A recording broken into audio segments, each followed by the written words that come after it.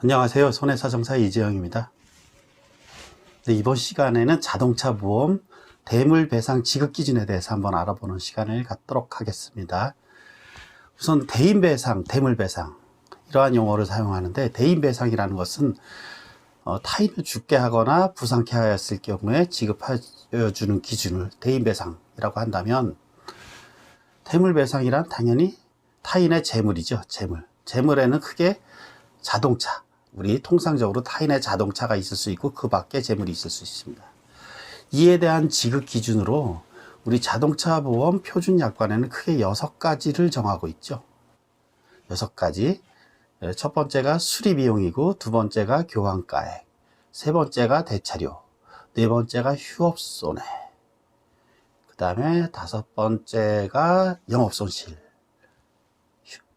네 번째가 휴차손이고요. 다섯 번째가 영업손실, 그 다음에 마지막 끝으로 여섯 번째가 자동차 시세하락손해, 경락손해라고도 하죠. 그것입니다. 6가지. 우선 수리비. 당연히 자동차가 고장나면 수리비용을 지급함으로 원칙으로 하죠. 통상 수리하는데 필요한 비용이고, 그 다음에 문짝이나 범퍼 등에 살짝 긁힌 경우 경미손상이라고 그러죠. 이에 대한 것은 경미손상 수리기준이 보험개발위원회에 마련되어 있는데, 이에 따라 지급함을 원칙으로 합니다.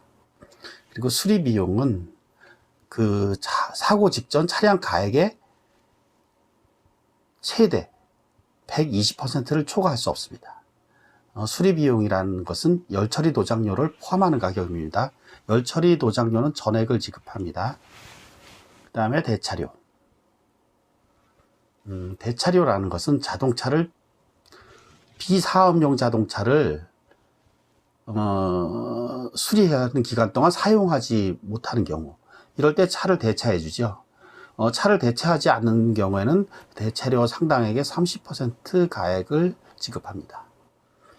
그리고 차가 수리가 불가능한 경우, 불가능한 거나 수리 비용이 차량 가액을 초과해서 폐차하는 경우, 이러한 경우에는 자동차의 교환가액을 전액 다 보상해 주죠. 그 다음에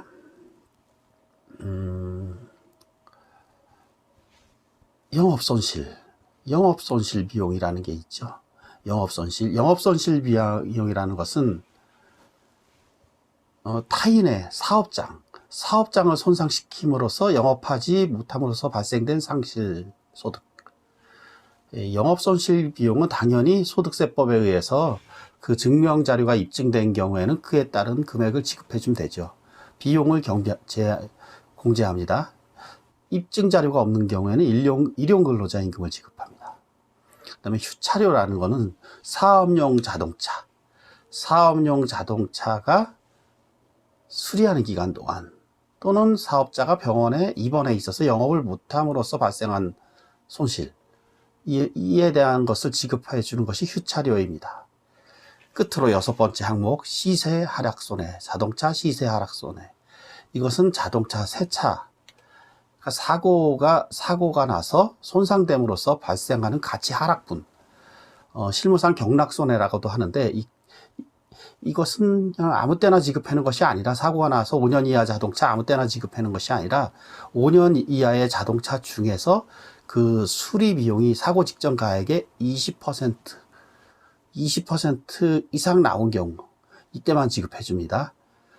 1년 이하인 자동차, 출고 후 1년 이하의 자동차는 20%, 1년 초과 2년 이하인 자동차는 15%, 그 다음에 2년 초과 5년 이하인 자동차는 10%, 수리비용의 10%를 지급해 줍니다. 이번 시간에는 자동차 대물배상 지급 기준에 대해서 알아봤고, 다음 시간에도 좋은 강의 계속 이어갈 것이니까 이재영 손해사정TV 구독과 좋아요 부탁드립니다. 고맙습니다. 손해사정사 이재영이었습니다.